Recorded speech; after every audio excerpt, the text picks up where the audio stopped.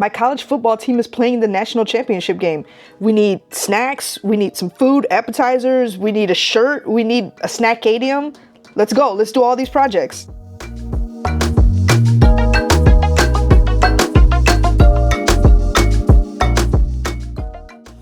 So I have a little bit of time. The game is tomorrow. I got to get a lot of stuff done. So we're going to get started doing these projects and we'll see what we can get done in time for this game. First things first, we love Bluey. We love Bandit. We love Chili. It was the 80s. However, we need a better shirt. Let's get matched up for this game. So if you're not familiar with college football, I went to Ohio State University. It's in Ohio, of course. We are the Ohio State Buckeyes. So this is a saying, buck around and find out. Notre Dame is who we're playing against, so hopefully they will buck around and find out and see what happens tomorrow. So one thing we're known for is like the block O, so there's like a white outline around our letters. So what I did here, you see, there's my white outline, and then here's my red letters. So what I'm going to do is like just cut them both, because this is just kind of how the font is, and then leave the red inside and then make sure I use the white outline. And I'm going to do the same for the book and the find out.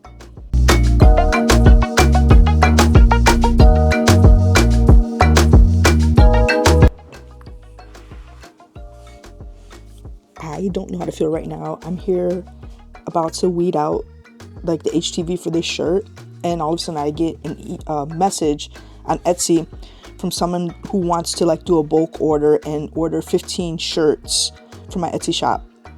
I'm about to cry. Like, they haven't even ordered yet, but just the fact that they were thinking about it, like, this can be like really huge for me. Like really huge for me right now, because the shop was open like years ago, but I only had like, I don't know, like 7 sales. And then like a couple days ago I got another sale, and today I got a sale. So like that's all it's been. So like if she goes on here, even if she ordered one, like that's like, I don't know. I don't know the numbers. I can't even think. I'm emotional right now. I'm literally about to cry. If yeah. So if she orders these 15, like,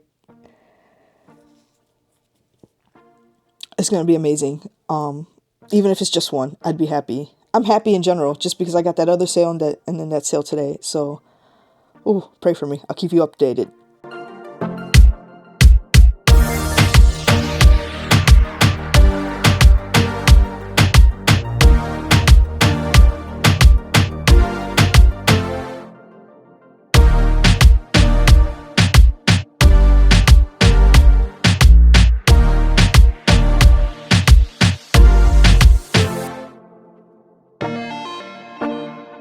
Okay, that's better. Now we're ready for the game. Okay, so our next big project for this is going to be the big thing, is the Snackadium. I want to make sure I get this done so I can see how my snacks are all going to fit in for tomorrow. So basically, I'm just going to use some foam board I got from Walmart. And I cannot take credit for this project whatsoever. I found it in a YouTube short. She went really fast, but like it was like really detailed. So I'll link that down below. So you can take a look too. So yeah, let's go ahead and just kind of get this. It's a very simple Snackadium for tomorrow. There's not many of us going to be there, so this is all we need. So the first thing we want to do is kind of like round the corners a little bit, so it looks more like a stadium instead of like a big rectangle. So I just have a paper plate, and I'm going to put it in the corners to round out the corners a little bit.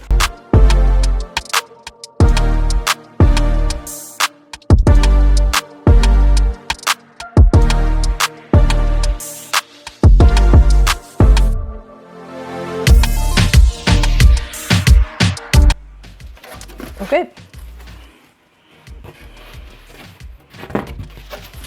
Got our rounded edges. Next thing is we're going to take aluminum pan, put it in the middle, and this is where I'm going to put some dip. So I'm going to make some homemade guacamole tomorrow morning. Put that in here, so it's going to like represent the field right here in the middle. So next I'm going to take another foam board and make sides, so like to cover this right here, to cover the sides of the tin foil. After that, we're going to go start building up, like to build the stands. And in the stands is basically where all the food is going to go. So I went ahead and measured that height of the aluminum pan, and it was about 2.5 inches. So I'm going to go ahead and just like make a 2.5 inch cut along, so I can go ahead and build that frame around for the aluminum pan.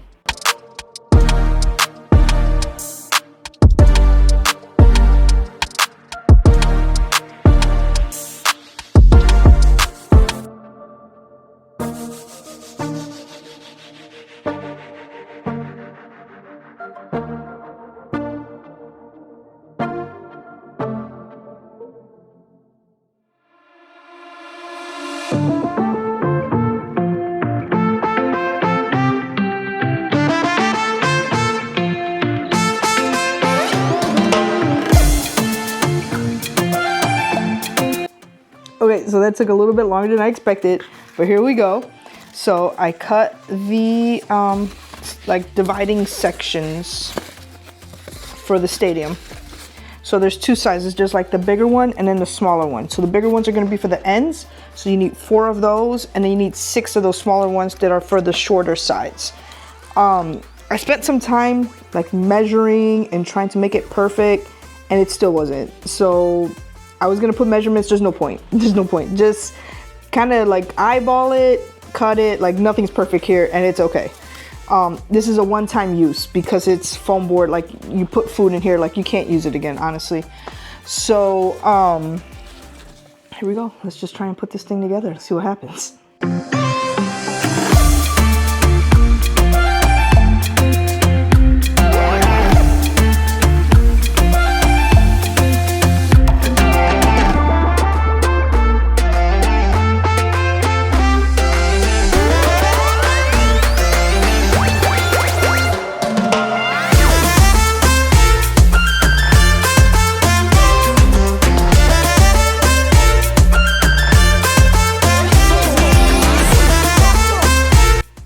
Okay, so I'm pretty happy with how that come out so far. So then the last step is to do the edges. So we just take some poster board and basically we're just gonna fit it around and glue it on. Just gotta cut it to this height, which I ended up doing mine 9 inches tall so that it could have like some room to put stuff. So I'm just gonna start cutting strips of poster board at 9 inches tall and then gluing it all the way around.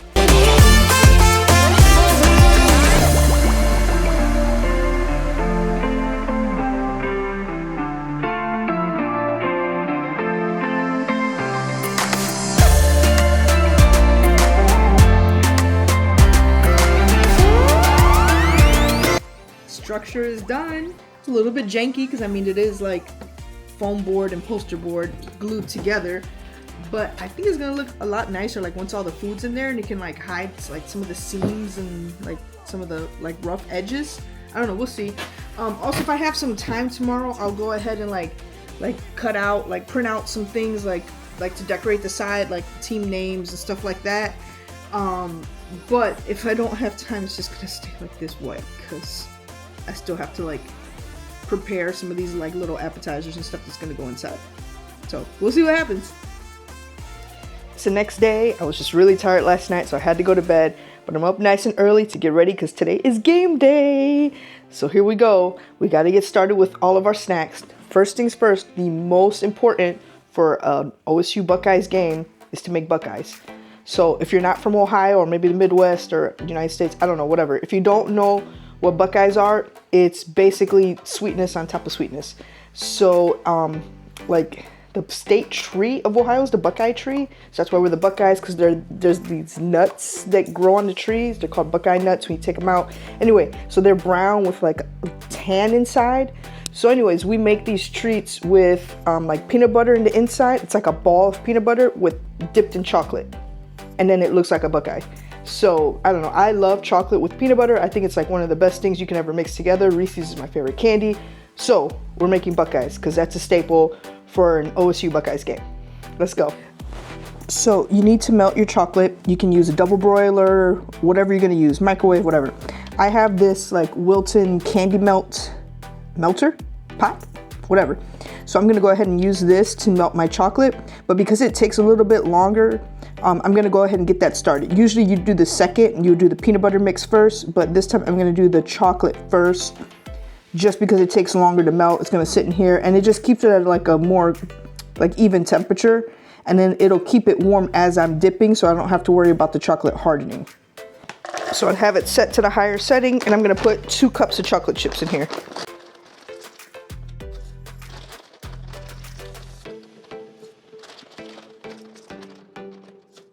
To help it like stay more liquidy so it doesn't get too thick with the chocolate, I'm gonna add a little bit of coconut oil. And then if I see it thickening up later, I can add some more. So I'm gonna set that to the side and I'll just keep stirring it every so often. Okay, so now for the peanut butter mix, of course we need peanut butter. Make sure it's creamy because you don't want like any chunks in this. It's supposed to be nice and creamy. So we need 1 cup of peanut butter.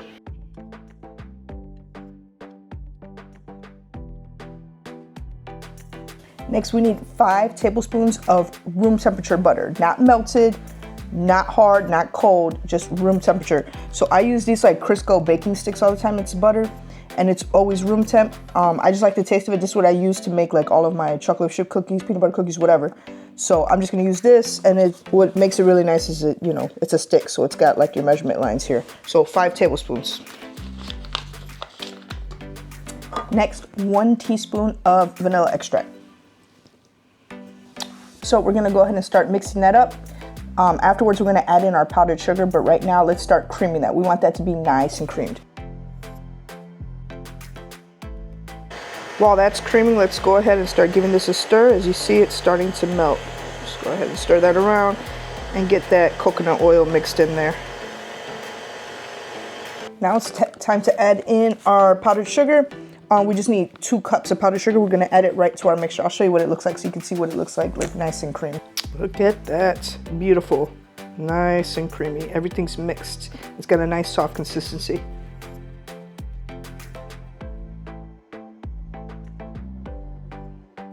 Okay, next we have to start making the peanut butter balls. So essentially, this mixture became like an edible Play-Doh. So you just wanna take some, you can use like a scoop if you want. I'm just gonna take a little bit and you just start rolling.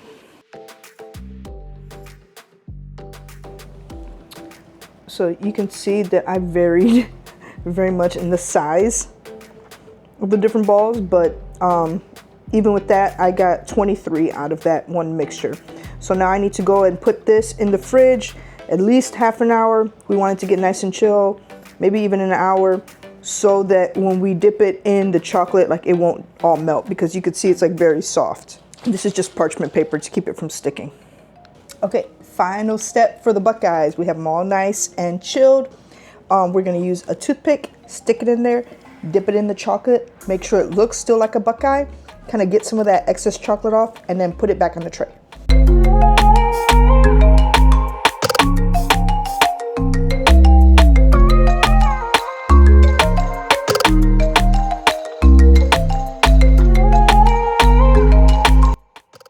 Okay, this is the semi-finished product. Some people just leave it like this. I do not. I do not like these holes. Those are from the toothpick. It's unavoidable. But I have that, like, what is it called? Trypophobia or something like that. So these holes like freak me out. Absolutely not. So what I did was I saved a little bit of peanut butter mixture so I can kind of like fill the holes. And so it look a little nicer.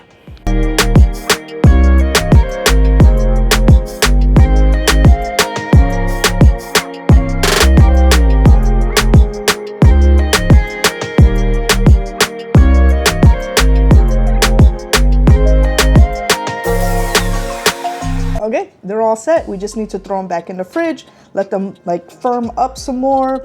Then once they're like really cooled deep through, we'll take them out and like store them in like a airlock container basically. You can keep them in the fridge for a few days. I'll keep them in the fridge the rest of today for real. And then just put them out tonight for the game.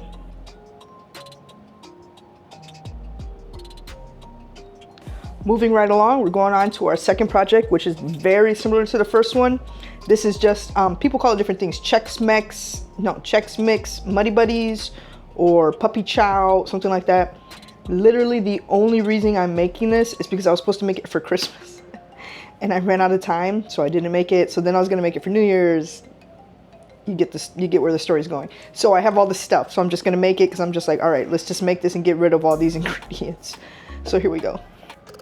Again, similar ingredients. We have 1 cup of chocolate chips. We have half a cup of peanut butter, creamy peanut butter, and we have a 1/4 cup of butter. So it's about 4 tablespoons. Now that this is nice and melted all together, I'm gonna go ahead and throw in 1 teaspoon of vanilla extract. Here we have 9 cups of Chex cereal. You can use whatever kind you want, but I just use the rice Chex. So we have to work quickly while this is nice and melted and pour it all in here and just like mix it all together.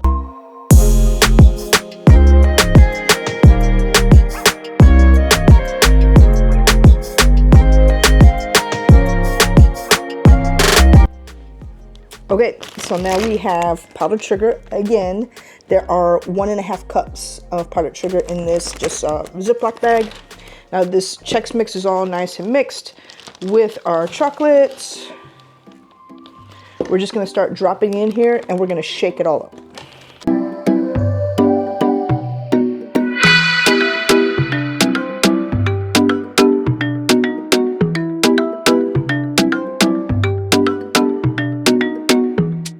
Now you just want to put it out like on a pan with some parchment paper also, or wax paper, so it can just cool off. Then afterwards you're just going to store it in some storage bags, and then I'll put it out like on my Snackadium later. Now again, my intent was to make this for Christmas, so I had also bought some red and green M&Ms, Christmas M&Ms, to go with it. So since it's OSU, we're going to do the red. We're going to leave out the green. Another way I could have done this had I had more time is I would have grabbed some red candy melts and then used that in addition, so that some of them would have been red. You know, had it been like for Christmas, you could have used like red and green, like, but you would separate them out, you know what I mean, so that you would have both colors or whatever you want to do. In this case, we're not doing all that. I didn't have enough time, but I'll just throw some red M&Ms in there for good measure.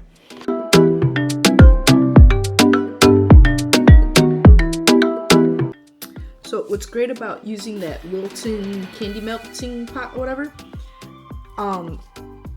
this is like soft like silicone. This part like just pops right out, and then you can just like, after the candy melts or the chocolate like solidifies again, you can just go like that, like break it up so that you can like scoop it out and like store it without it being like that big old mess. I just stuck it in the fridge because there's, you know, there's still like a lot of chocolate left in here, but it's solid. So I can go ahead and take it out and like put it in the bag, save it for next time. All right, so next we're gonna work on our finger foods. This one is very Puerto Rican. I don't know how we came up with this, but we made this up. So first of all, we really love Spam. So I have 1 can of Spam, drained, soaked in some water to get rid of some of that salt. This is also like the less sodium version, and then just cubed up, okay? We also have Cheese Whiz and pimientos. I don't know how you call these. Red peppers like this. I just get the Goya kind. They say fancy pimientos, okay? And finally some bread, white bread. Basically all you're gonna do is throw this stuff in the blender, spread it on the bread. There's a couple different names for it. We call them like sandwichitos, meaning like small sandwiches. Sandwichito de mezcla, or mezcla, meaning mixed. So like basically this is just a mix. Some people call them jamonilla sandwiches because jamonilla is Spam. So yeah, whatever you want to call it, they're basically these little sandwiches. They're so simple. It's very salty, but it's so good. It's so good. So this is perfect just for game day, just to have the little ones there. So I'm gonna mix everything up, throw it on the bread, and then put it in the fridge for a while, or even freezer, and then like cut off the crust and cut it real nice, so then it looks like real crisp and it gives it a nicer like aesthetic to it.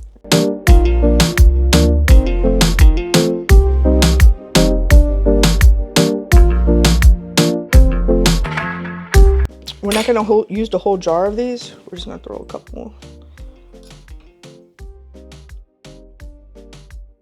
Big thing, you don't want this to get like too thick where it's not spreadable. So you want to use the juice from here and throw some in there.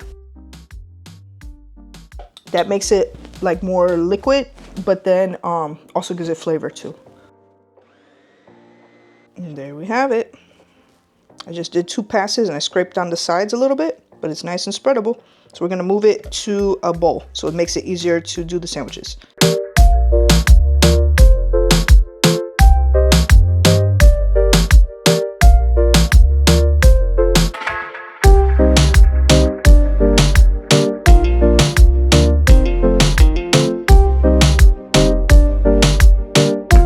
So I did 1 whole loaf of bread and I got 11 sandwiches out of it, full sandwiches. Now again, I'm gonna freeze it so they'll be nice and cold, and then I can cut them really nice, and then I'll have, like, I'll cut each sandwich in 4. So I'll have, what, 44 individual slices once it's all done. For the record, there was plenty left. You can just put it back in the Cheese Whiz jar or wherever you want. You could save it for later, put it in the fridge, and you can make sandwiches later on.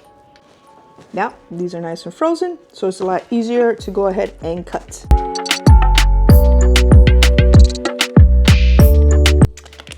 For our next appetizer, we're gonna do another thing that's like cold and just can be picked up. It can go in our Snackadium, and these are chicken pinwheels. So this is very simple. It's kind of made with burritos, and it's got like a chicken mixture inside. To make my life very simple, I just went ahead, I got a rotisserie chicken from Walmart. I could have made the chicken myself. Who's got time? I'm already doing a lot. Who's got time for that? So for this recipe and the next one that will be up next, so for this recipe and the next one, it will use chicken. So I was just like, whatever. I went and got me a rotisserie chicken. So now what I need to do is chop it up. I got my food processor here. I'm just gonna open it up, kind of debone it a little bit, put the chicken in here, chop it up, and it makes it easier to deal with.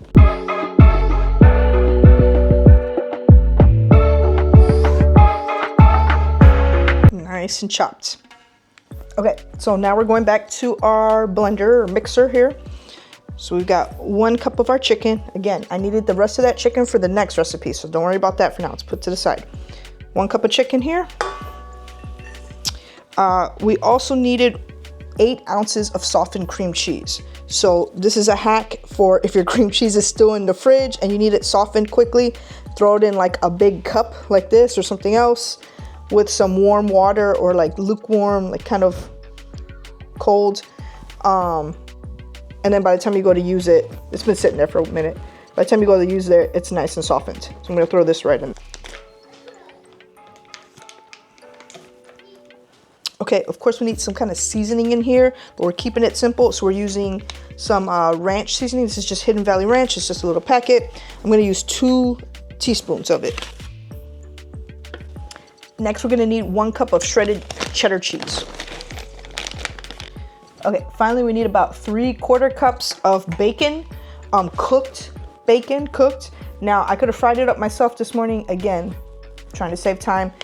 I have this like bacon crunchies, bacon bits, bacon crumbles.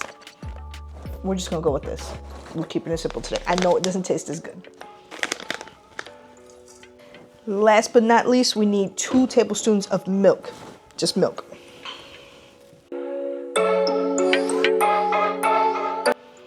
So just remember, you do have that whipped cream in there, so you want to make sure you whip it really good. Whip it good. Okay, so now you need some extra large tortillas, and you're basically gonna do a wrap. So you're gonna spread this out, roll it up. Don't go all the way to the edges because it makes it harder to roll and it'll get kind of like messy. You want to keep it very thin, so keep spreading it because this is a thick mixture. Keep spreading it, make it nice and thin so it's easier to roll. You can roll it nice and tight. If you know, you know.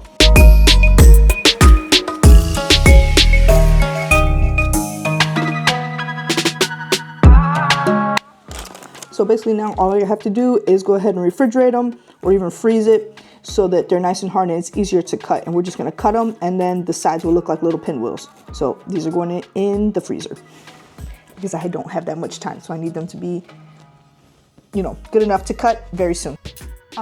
Made sure they were nice and frozen. Use a serrated knife. Go ahead and cut off each end because there's like nothing on the ends and it's like not gonna taste as good. And then just slice up the rest.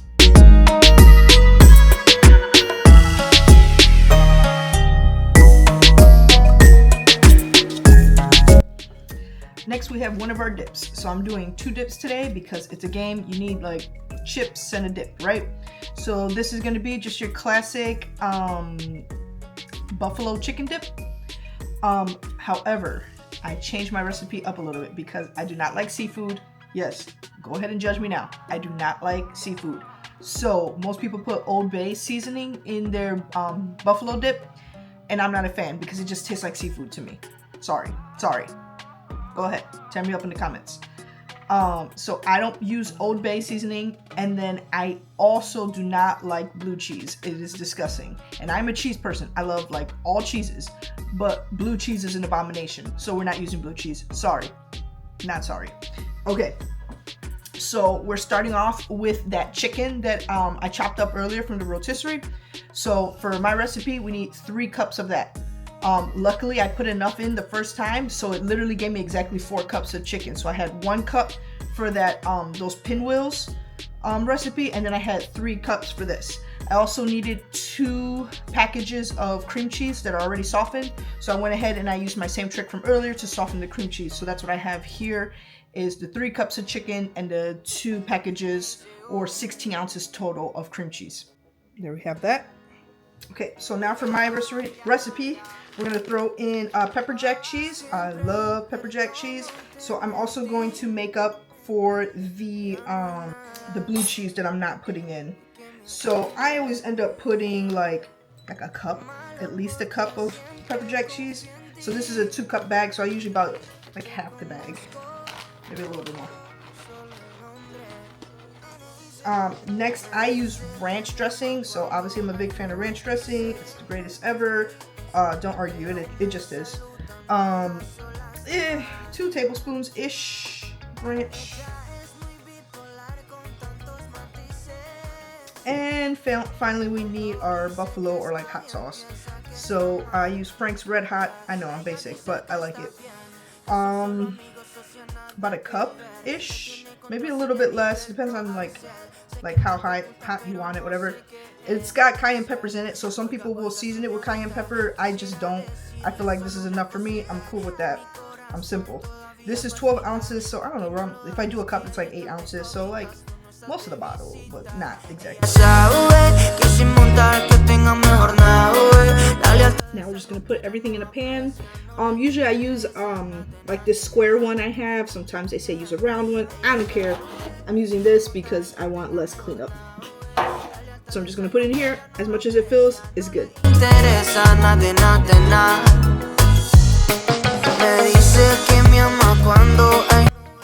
And for one of my favorite parts, just adding more cheese on top. I'm just gonna add pepper jack.